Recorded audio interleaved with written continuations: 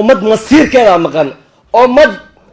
waxyaabaha looga baahan yahay oo mataqaana xuquuqdeeda ah oo dadnimadeeda ah oo sharafkeeda ayaa maqan in la helo way waxa lagu heli karaa minantiina isku imaanshadiina iyo duubitaankiina ayaa lagu heli karaa maanta albaaba idin furmay albaabkaas gacanta midig ku qabsada albaabkaas wuxuu keenayaa gobolka banaadir xuquuqdiisa iyo matalaadiisa iyo isu keenkiisa iyo waxyaabaha ka maqan maxaa yeelay waxa uu istaagnay oo mataqaana muddo badan aan ka soo shaqeynay gobolka banaadir inuu matalaad helo inuu maqaam helo inuu maamul goboleed oo mataqaana xura oo shacabka uu adeegayo oo lala xisaabtami kara doonayna dadka muqdisho waxay naqleen qof dhintay qof taleefon u diray war qof dhinta taleefon ma qaban haddaana wax doorana qof xini jilaysa male qof gurigiina barar inuu ku keenaysa ma jirto fadhiga ka kaca ilaahay ka baqa Soomaalidu nin walba meesha uu joogo inuu wax ka dhistayo ummadda kula macaamilo haay adinka laakiin meesha ugu weynaa waa joogteen maalin walbana waxa la idinku soo dhex tuuraa qof ilaahay og yahay xaaladeero hadaad wuxuu sheegtan aan ka naqlay 7 bilood magaalada muqdisho xiran tahay jidadkeedii la xiray ganacsigeedii la baabashay dhibka shacabkeena lagu hayaa dhagax iyo carro iyo qudaar iyo wax walba oo ay soo geli karin mooska 7 kilomitir loo jiraa meesha laga galay 3 kulan joogta xabada moos ina gaalka ay deganaa u qabtaa war ilaahay gaalka ay lama dejino xamar ugu abuureen aan mooska iyo furan jidkiisa muqdisho waa magaalada Soomaaliya waa xigbasantahay afar labada gacmood iyo labada baa laga xiray dalkii iyo maamul goboleedka baa laga reebay ilaa masiirka magaalada muqdisho ilaa beena loo sheega dibiga doolo dhatiisu waxsan bay maqashaan indii soo ma arkaan baa lagu dhigay dembi baa laga galay xamar hab dembigi laga dadka ka furana waa annaka saacadan laga bilaabo maamul goboleed baan u sameysanaynaa annagoo ummadda Soomaaliyeed cidna aan ka bariyay gobernatore habeenkii text message lagu soo magacaabayo la leeyahay gobernatoraha gobolka Banaadir ee subaxii xafiiskaaga tag la leeyahay magaalada Muqdisho ma baahna magaalada Muqdisho waxay u baahan tahay gobernatore ayaga matala 18 gobolna looga odayo cod ku qaata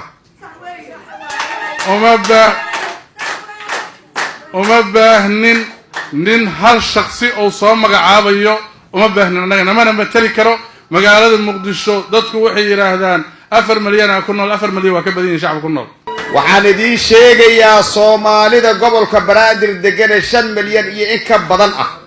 oo xuquuq la'aanta ah cidna ha ka baryinaha fawdana ma rabno dagaal ma rabno nabadaan rabnaa xurriyadaan rabnaa inaan wax dooranaa rabnaa cidina bataliyeed inaan ugu dooranaa rabnaa golaha deegaanka gobolka Banaadir iyo maayirkooda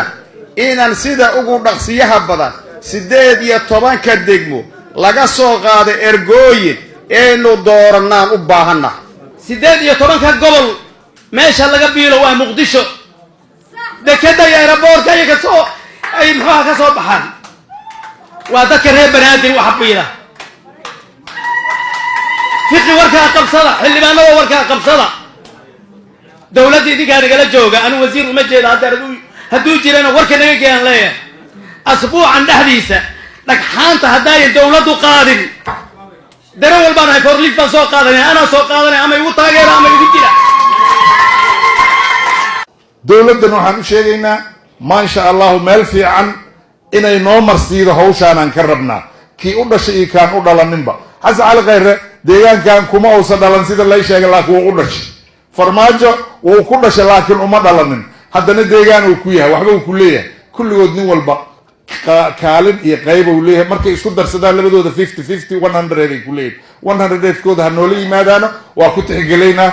dhismahaana ha ka soo qayb galaano umulihii waa la geeylayaa isbitaaladii dhaawicii guryaha waa laga bixilaya hadda hadduu qarax dhaco dhaawici lama geey karo isbitaaladii lama geey karo meydkii lagama saari karo guryaha lagama saari karo meydkii in garabka lagu qaaday mareen waxaan leenahay arrintan waad aragtay shalay markii laga hadlayo oo warka magaalada Muqdisho oo bilaabanayo 4 qof iyo 10 qof aan ahayn maanta waa kana qalaa'iqdii magaalada Muqdisho banaanka u soo baxday waxaan leenahay xildhibaanada u sheegaynaa adinka maanta dawladii la jooga aan u sheegaynaa arna mar labaad inaan idin dhibno shacabka iyo ha la kala qabto maamulka ha la kala qabto nimanka filla Soomaaliya jooga iyo shacabka ha la kala qabto annagu sidiinaba waxa shacabkaasi rabaanan rabnaa shacabka waxay keenaanaan qaadnaa laakiin shacabkii hadduunan diyaar u ahayn inuu xaqiisii iyo xuquuqdiisii ka hadlo annaga in badan ma tusaaleyn karno laakiin waxaan rabnaa hal arrin idin sheegno idinna ballan qaadno waxaan ku tashanay diyaarna aanu ahay waxaad rabtaan inaan rabno dadkaan matalaynay baa tihiin caasimadda intaa leeg ma sii noqon karto in yacni qof la magacaabay ama cid la magacaabay ay ka shaqayso madaxweyne adiga afkaaga ka yidhi adigaa yidhi waa in adoo madaxdii hore ku dhaleecaynaya gobolka banaadir ama caasimadda muqdisho waa inay heshaa golo deegaan oo iyagoo isdoortaan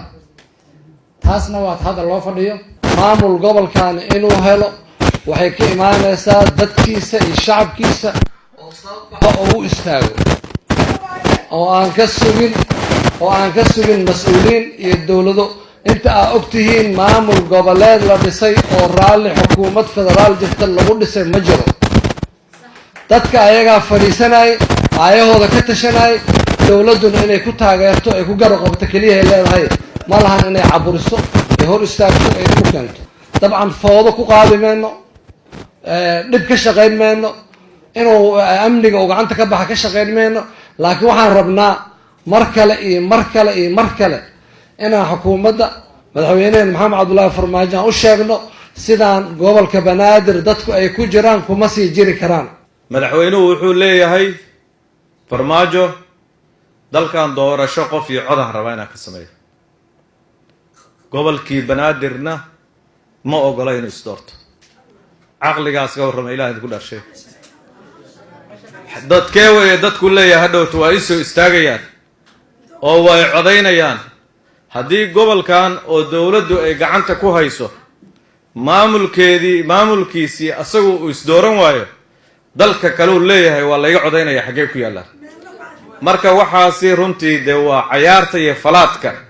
dalkan soomaaliya lagu hayo waa lagu falaadayaa xukunkii soomaaliya lagu falaadaya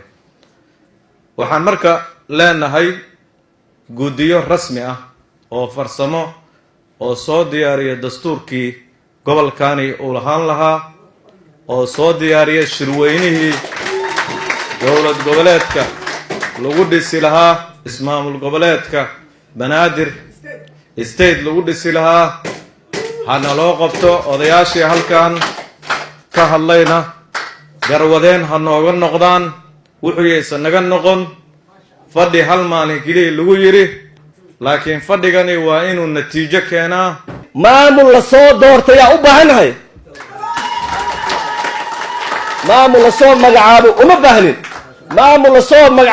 baahnin